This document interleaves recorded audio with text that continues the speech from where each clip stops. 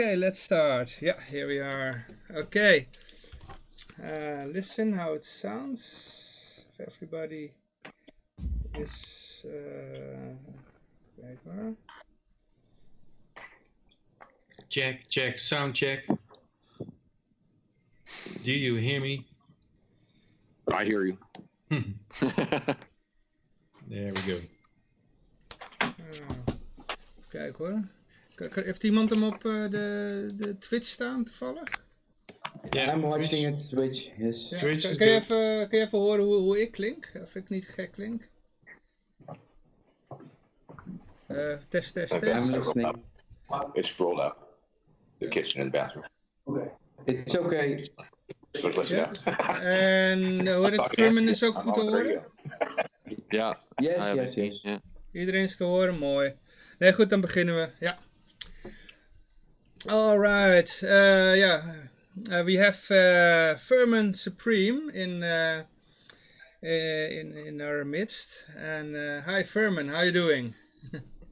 Hello there, people of Amsterdam. Is that right? Yeah. Yeah. Nice. Probably some people from Amsterdam. You can reach it with the bike, except Yoshi, he lives in Serbia, Liberland. Yeah. Did you ever hear of Liberland, Vermin? I have heard of Liberland. It's one of those trick questions that they tried to fool the candidates with at one of the debates that we had. Yeah. It's like, Right. well, how do you Like feel about Aleppo. Liberland? And I'm like, is that a real place or is that not a real place? Or, oh, geez. And then luckily I wasn't the first one to be asked the question. So by the time it got to me, I knew exactly what it was.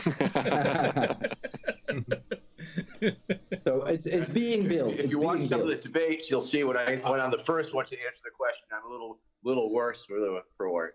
Yeah. But I'd like to apologize to all your viewers today. Of course, I'm wearing a cardboard box on my head because my trademark traditional magical rubber boot is in quarantine. I believe it may have been exposed to the coronavirus because during my travels, of course, many people take the opportunity to lick the boot for good luck. And so with so many people licking the boot, I felt it was a good thing to put it in quarantine for a while. Yeah, wise decision. Yeah. But you're running for presidential candidate of the Libertarian Party. Yes, sir. Yeah, how's it going so far? Surprisingly well, considering the fact that I have no qualifications. The fact that that was a laugh line. Boom. The fact that I have no other qualifications other than being a well-known political clown and street activist, I think I've really surpassed all of my expectations. If somebody had told me that I was going to be in the top number 2 or 3 of the libertarian race, or even that I was going to be running as a libertarian, just a few years ago, I would have told them that they were crazy, and I would not have believed it. But I have taken a very long journey to get to the point where I have become or self-identify or feel comfortable telling people that I am a libertarian, and I have gotten a lot of love from the American Libertarian Party and a very big welcome. They have welcomed me, and they recruited me, or at least my campaign staff and team recruited me over a year ago, and they wanted to ask me if I wanted to run a more serious campaign. Of course, for the past 30 years, I've been running a very satirical and farcical and humor-based campaign. But that has given me the notoriety, a level of notoriety that obviously people know me all across the planet.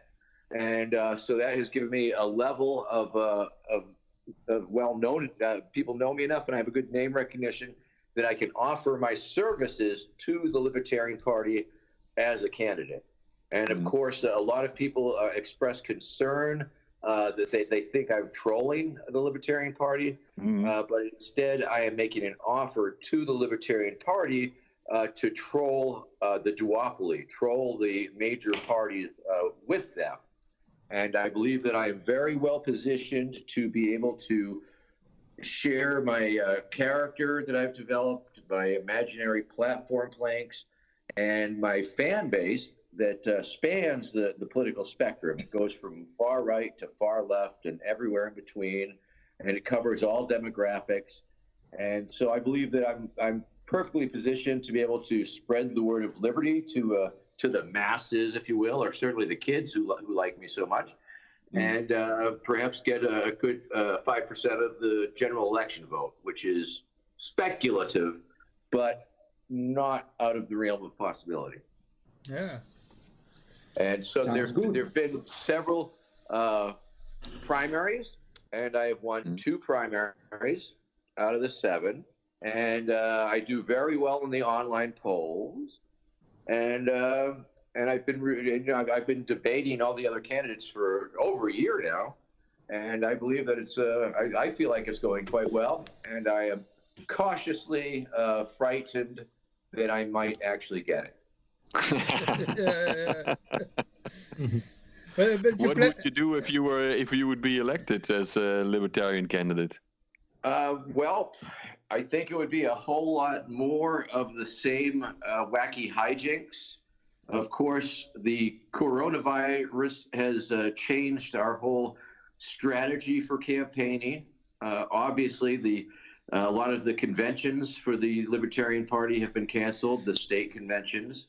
So we haven't been able to do a lot of campaigning to the delegates. And our main strategy, if I am to receive the nomination, involves going to a lot of music festivals and comic conventions, and anywhere a large group of people gather that are in a subculture that might be amenable to my message. However, with the virus and the new realities that we face, it's very hard to say what will happen.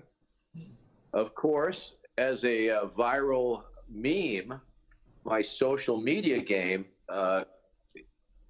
gives a lot. It gives me a big head start, and it gives me a big leg up on the other candidates.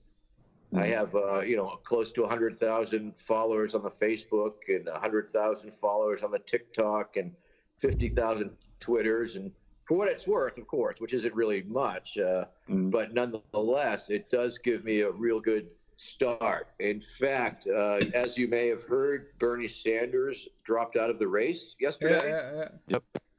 And so it seems a lot of the Bernie supporters are taking a look our way, and we are receiving quite a bit of interest.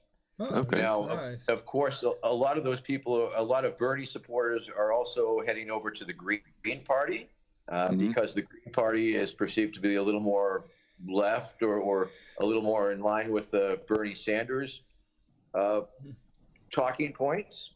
But I'm hoping that a lot will also look at the Libertarian Party platform and find that it resonates with them, that they can work with it. I would say Trump has made actually did a lot of things Bernie was promising. Now a lot of Americans have a basic income. Yeah. Yes, no, it's a very interesting turn of events, if you will. Yeah. This virus has really changed a lot of things in people's daily lives, and it has called into question many long-standing assumptions about society and how it is run. People are now working from home, and they are thinking to themselves, why in the hell did I even drive an hour to the office every day? The kids are learning their school lessons at home, and they are probably thinking, boy, I don't miss school too much at all. Everyone is homeschooled these days. Homeschooling makes a comeback. Yes, and of course, these are things that are totally in line with the Libertarian Party platform and libertarian positions, and the idea that we don't necessarily need centralized school districts or what have you, when it could be more decentralized into smaller units. But I believe in the US it's the case that your school is tied to the zip code of your house, right? And yeah, but that doesn't make any sense anymore if you have schooling from home anyway. Then you can just as well go to another school maybe. Yes, the internet has no zip code. Yeah, and yes, and you were correct in that Trump is, or at least the federal government is changing things to deal with it. They're slashing the regulations that prevented the United States government from dealing with it effectively in the first place. For example, the Food and Drug Administration's refusal to fast track the COVID-19 tests. It seems that there's a number of very easy to use antibody tests that are on the market, but they were not allowed in the U.S. because they weren't totally vetted or what have you. So that type of activity, really the regulations that the federal government had in place actually slowed down the response to this pandemic and making it much worse than it needed to be, perhaps. And I heard that some of these regulations have also been abolished very quickly. Yes. Some of the regulations involving the trucking industry and how many hours they can drive and things of that, which I think is there's safety in mind, of course, but in this particular situation, it seems that there is an admission that once again, things that they have been doing or with their regulations and permits and laws and what have you may not have been necessary. The fact that the various states of the union, the governors, are looking at their prison populations and trying to decide who will live and who will die, but not only that, but who needs to be in jail. Why are all these nonviolent offenders, victimless crimes, people for possession of drugs or things that harmed no one, that so many people are in jail for, calls into question why they are in jail and why they could be receiving a de facto death sentence for like possession of some marijuana. Yep. So it's really calling things into question. And of course, are they really being released, these prisoners, or is it? It's a state by state basis, and I believe in some of the states that a number of prisoners have been released or put up for early release. So things are changing. Many people are now without jobs. And yet they are still have many bills. So there's this whole level of potential unrest. Of course, there's a lot of anxiety and stress and fear. And I've been doing my best to try and help my supporters and voters to overcome that and try and keep a clear eye because there's many things that are breaking down, but there are many things that are building up to help pick up the slack. There are many mutual aid projects that are sprouting up all over. The Ohio Libertarian Party, for example, has set up a free lunch program because, of course, when the children don't have school, many kids in many cities in America, that might be the only meal they get for the day. So that becomes a problem of nutrition. Of course, there's our homeless population, which is always problematic on a good day, but many people are stepping up and trying to alleviate suffering wherever it is. Now, can that be scaled up, or do we need to scale the whole system down to a level that community-based mutual aid is effective? I believe that is one of our goals. Can I ask you, do you think that this crisis, COVID crisis, benefits the more unconventional candidates more than the others? You already mentioned you have a big social media group behind you, and because there are no traditional gatherings anymore, how does it influence your campaign? And well, you kind of mentioned that, but do you think this could benefit you more than others? Let's say it like that. Well, obviously, the ones in charge, the current administration, benefits greatly because they are able to use it to justify other various clampdowns and xenophobic, anti-immigrant platforms and all sorts of negative things, consolidating their power, and all that is something that is occurring in some cities where the 6-foot rule is being enforced, like in New York City. You have to be 6 feet apart or the police can fine you. Mm-hmm. And even, I saw a little bit yesterday where it was like a married couple, husband and wife, were sitting together, and this cop comes up and tells them that they needed to be 6 feet apart or they were going to write them a ticket. So there's, the duopoly and the power structure and authority will always be using these crises to consolidate and enforce their will. Now, on the other hand, yes, I believe it, as I had said or was saying, as we're all saying, it is really making people question things and look at things in a different way. And yes, I believe that my campaign, it's been going on for 30 years as a pretend campaign, and this is the first year that it's a real campaign, campaign with a real campaign manager and real campaign staff and real goals and real strategies and real fundraising and real expenses. And the fact that I think it's a very good year that it is, because there is all this disillusionment and disaffectedness and disgust with the political system, and that was going on before this particular crisis.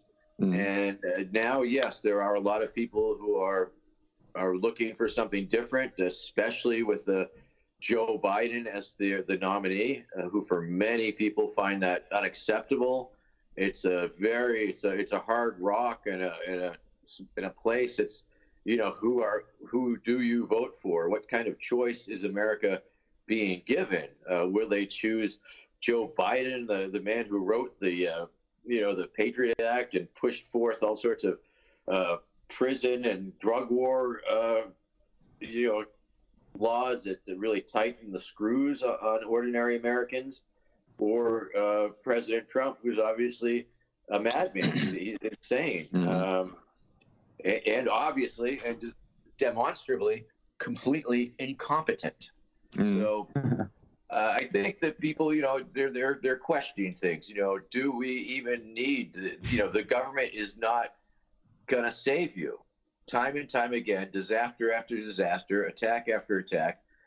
Everybody wants to be safe and rescued, but the government says, oh yeah, we're going to do this and that and erode your liberties and find out what you're reading in the library if we want to, and all sorts of ridiculous overreach.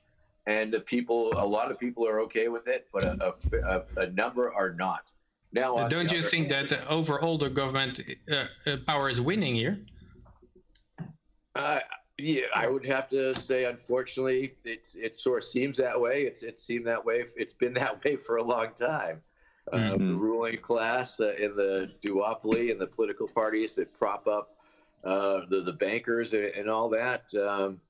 Yes, they're rushing through enormous amount of legislation, thousands of pages of all kind of crap that they know your locations and mandatory vaccinations and spying and all kind of crap. Absolutely. Absolutely. It's an outrage, and any free-thinking person is undoubtedly offended by it.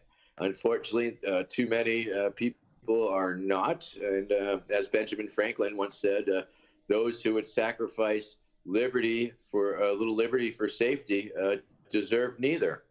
And we, Lose you know. both.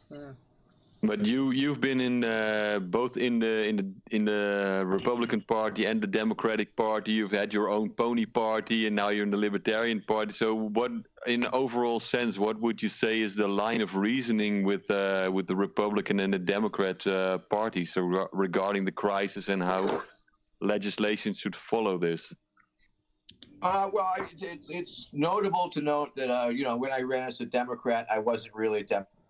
I didn't practice Democrat politics. When I was Republican, I wasn't that either. I was just using those parties as a troll platform. Now that I'm seeking the Libertarian Party nomination, I very much am a Libertarian. And all I can assume, it seems like the Democrats and the Republicans are more than happy to let people die and let people go bankrupt, and they seem to be more than willing to allow healthcare workers to make these risks. I mean, the N95 mask situation is truly another outrage that you know, I mean, a pandemic has been on the horizon forever, and it's been on the list of things that's coming our way one of these days, and there was absolutely no preparedness towards such an event, and that is a terrible tragedy. You know, it's their liability for not being ready. I mean, Jiminy Cricket. And do you really believe that these draconian measures of today really benefit our health in the long run? Because many people that I listen to today all warn for the consequences in the long run, like in 6 months, when all these people that now become without a job will become depressed out of that, and what's going to happen with that? How do you see that?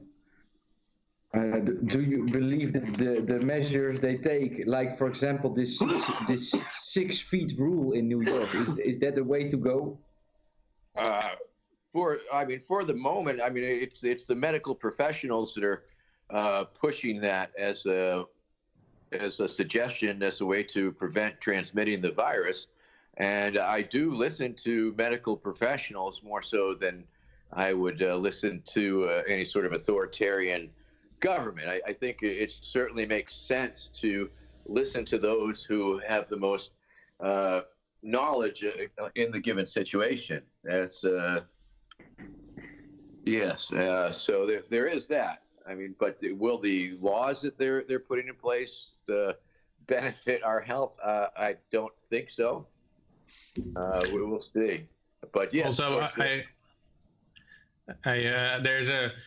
there has been a trend for a long time to move people to more cities and concentrate them in like apartment blocks, because they are easier to control. So at least that is here in Europe, but I think also in the United States they have this Agenda 21, that they have protected swamplands, and they move people to the cities. But maybe because of this, people will move out of the cities like New York City, because the social distancing is quite difficult there, and it gets quite tricky in a big city. Maybe they move to the countryside, and that makes it more difficult maybe for the government to control them.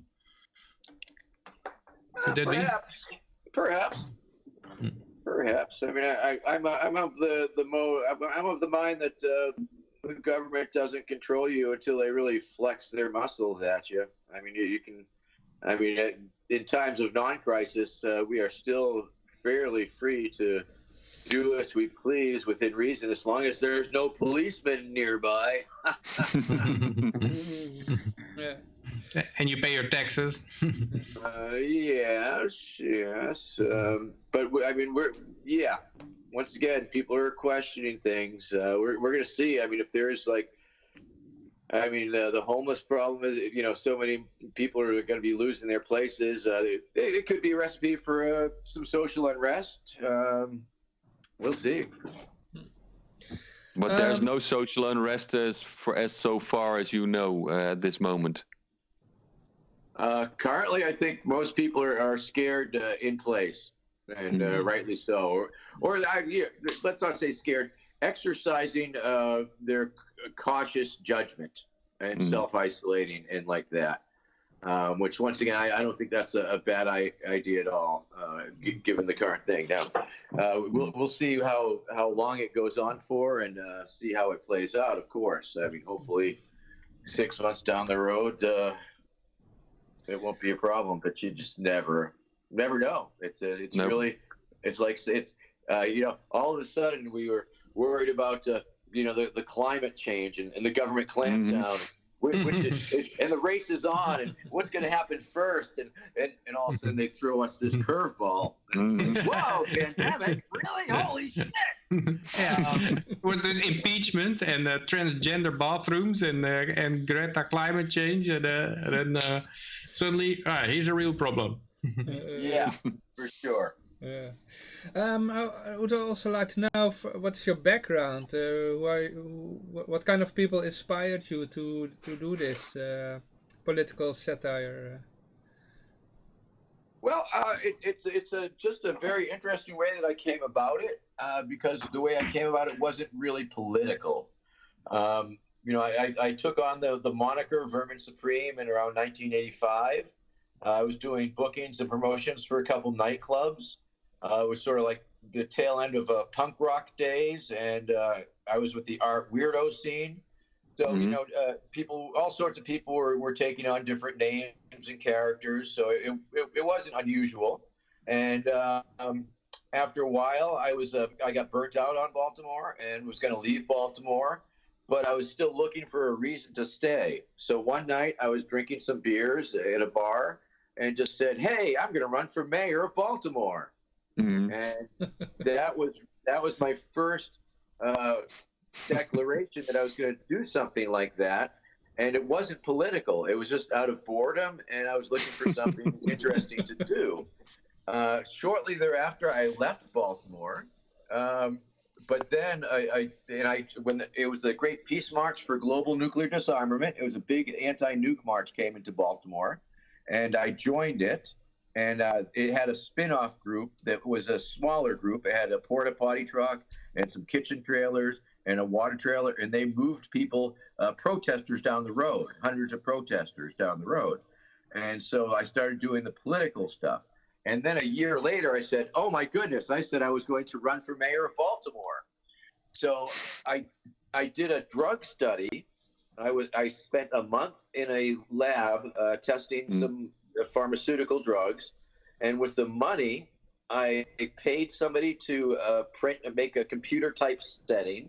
I paid for somebody to print because it was before everybody had computers and Kinkos, and I paid for several hundred copies and printing some bumper stickers, and then me and my wife that I had met in the meantime and some other friends went down to Baltimore and ran for mayor of Baltimore, 1987. The real mayor of Baltimore is in jail now today, I heard. Probably. That wouldn't surprise me. Well, let's continue. So it was in this drug study that I wrote my basic platform, or at least my stump speech. Hello, I'm Vermin Supreme, the friendly fascist, a tyrant you can trust. Let me run your life. I know what is best for you. Yes, all politicians are vermin. I am the Vermin Supreme, and that is why I'm the most qualified candidate in this race at this time. Yes, I will lie to you because I have no reason not to. I will promise you anything your little heart desires because you are my constituents. You are the voting public, and I have no intention of keeping any promise that I make. This election year, vote early, vote often, and remember, a vote for Vermin Supreme is a vote completely thrown away. and that's how it started. And I came up with a bunch of crazy platform planks, and the kernel of the mandatory toothbrushing law. I just started developing then, and then as several years went by, I was also attending political demonstrations and attending the rainbow gatherings in America. And that's where I sort of learned to be a clown. And it's where I learned to do security work as a clown and do crisis counseling and crisis intervention And one of the things at the rainbow gatherings we like to do as security is we walk the cops around. We walk with the cops to warn the hippies that the cops are coming, and to try and let the cops try and smooth stuff out between the cops and the rainbow gatherers. And so I would spend 8 hours a day walking with all these cops and propagandizing them and trying to give them context as to what they were experiencing, and keep people safe and have fun with them and make jokes on them. And so that's where I learned to make jokes with cops, and that's when I was able to take that skill out into political demonstrations, where I could like insert myself between the police and the protesters, and make jokes and relieve tension, and try and make it peaceful, and read. And I would also, over the bullhorn, I would give information to the protesters to try and avoid crowd panic, to let them know medical information, what might happen if pepper spray is used or tear gas. And I would read riot control manuals to the police to let them know that what I expected of them. Such things as it is best to let a crowd disperse on its own. So I would read them things that I felt were important for them to know from official riot control manuals produced by the military and the police, and reaffirm our right to assemble and make jokes. I would say things to the police like, "I have you surrounded. Come out with your hands up and your pants down." And so it would all the protesters would laugh and the police would laugh, and it would give people a little change of attitude for a minute or two. So that's another thing that I do that I think is, it's almost more important than the making fun of running for office crap, and definitely more important than me sitting here talking and pretending to be serious and stuff. Take it with a smile. That's a good advice. Well, but then still, it sounds sort of like in the base you're sort of a bleeding heart libertarian, right? Like you're actually very much in love with peace. Oh yes, no, I come from the left anarchist perspective, probably more in line with the Euro libertarian leanings. Whereas in America, the Libertarian Party is generally perceived to be sort of more of a right-leaning entity. And it took me many years to figure out that wasn't necessarily so, that there is indeed a left-right spectrum within the American Libertarian Party. In fact, there's even a Libertarian Socialist Caucus, which I had, and when I tell people these things, it really makes them have to re-look and rethink what they think about the Libertarian Party. In fact, the mere fact that I am running for the Libertarian nomination has made a lot of people really have to look again and really reassess what they think. Maybe it's not what I think it is. And I found a political home. It's the only party that welcomes minarchists and anarchists. And as a left anarchist, or someone who comes from the left anarchist tradition, I have found it to be very welcoming. And obviously they appreciate me because I have come very far in this race. I'm impressed. Can I ask one last question, maybe? Sure. How do you see crypto money changing the world? Are you using it at all? Are you aware that it exists? Yes. Our campaign accepts crypto. If you go to my website is Vermin Supreme 2020.com, and we do take crypto, but we can't take it from you because you're foreigners. It's a campaign fund. So Tom McAfee told us, and Adam Kokesh. Have you thought about creating your own? We wanted to donate you with a Supreme token or something like that, pony token. Absolutely, I can see it happening. But as a boomer, I rely on all my volunteers, and sometimes they do the things that they volunteer to do, and other times they flake off, which is fine. You get what you pay for.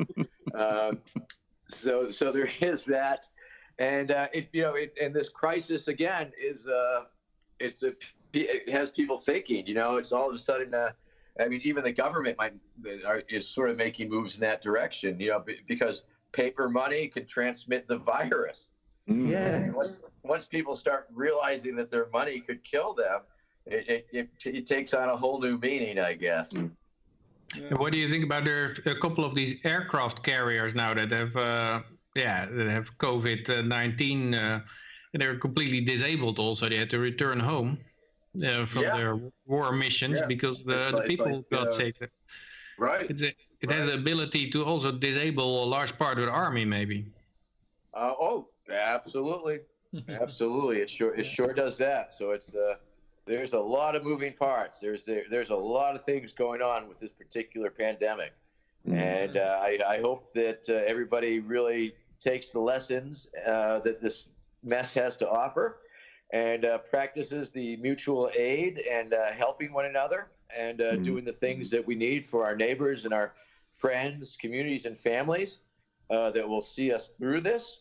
And I certainly reach out and am very sorry for anybody who experiences any losses in this terrible time, because that's going to be there seem to be so many people that will pass that everybody will know somebody who knows somebody, or at least. Before we start, we're coming to an end now. But I have a question that I ask every candidate. It was the inevitable question.